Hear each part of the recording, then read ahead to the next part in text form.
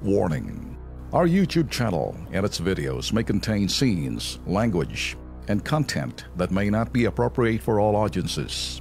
These videos include surveillance footage, undercover pursuit of suspects, actual police and rescue operations, and fearless confrontations. If you do not approve of the content, please do not watch our videos. If you wish to continue, we strongly advise that you proceed with caution. Viewers' discretion is advised.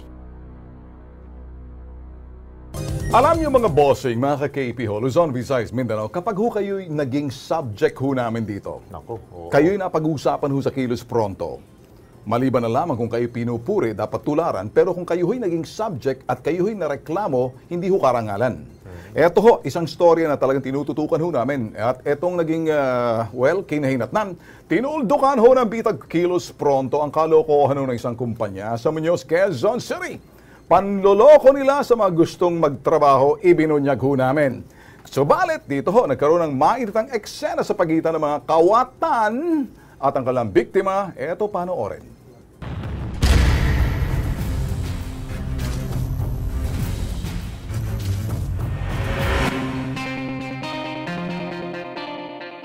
Sa hirap maghanap ng mapapasukan ngayon, lahat ng oportunidad kinakagat ng nais magtrabaho. Ang pagkakataong ito ang sinasamantala ng mga dorobo.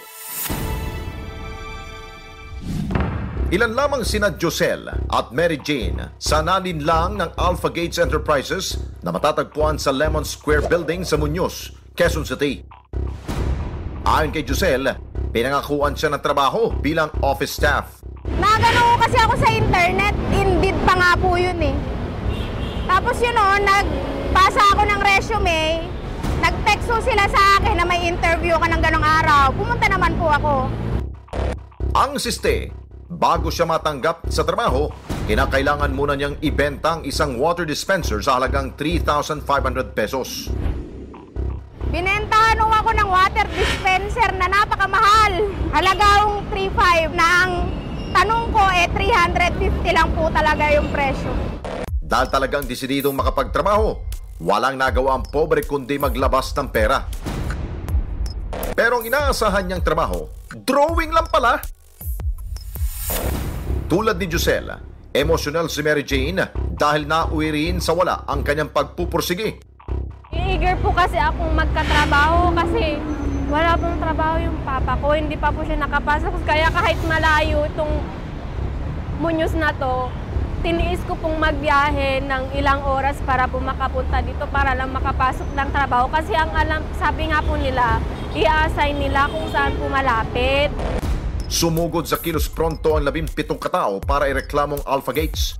Ibinuking nila ang estilo ng kumpanya. Magpo-post ng hiring sa social media. Magpapa-exam pero gagawa lang pala ng pera.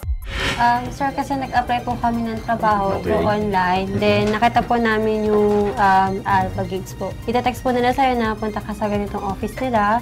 Araw po, oras, then yun po. Pagkatapos po nun, sir, magte-test daw muna kami, mag-e-exam. Then, after po ng exam, yun na po, i-interview na po kami. Pumunta ang KP team sa Quezon City Business Permit and Licensing Office para ilapit ang kabulastugang ito. Isang operasyon ang agad ikinasa. Pagdating sa lugar, kapansin-pansin na walang karatulang pagkakakinlanlan ang Alpha Gates.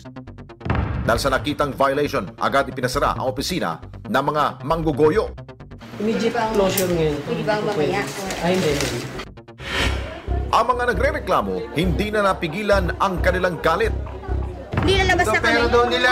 Pero nila. Hindi, mamaya nga po.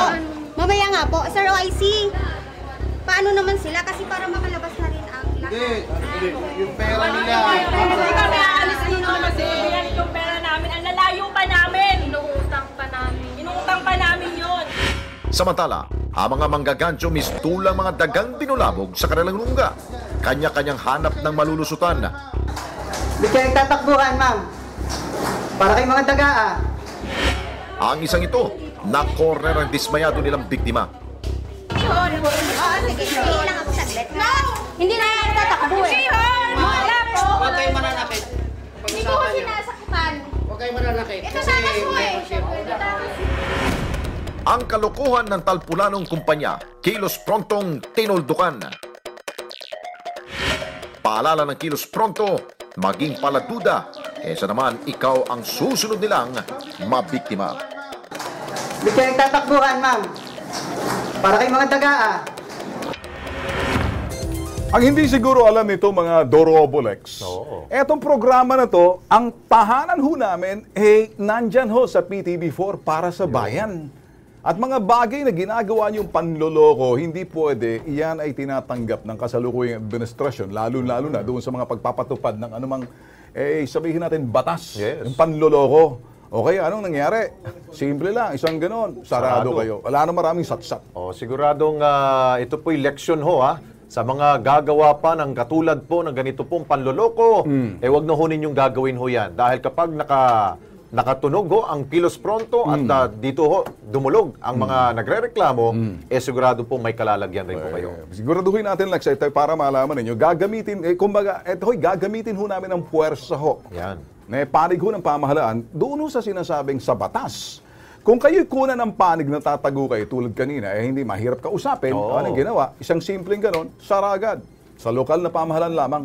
Pero hindi pa tayo nagtatapos doon, Ben, na pinasaralan natin. Kailangan maibalik ko ninyo yung pera ho na kanila pong inutang pa.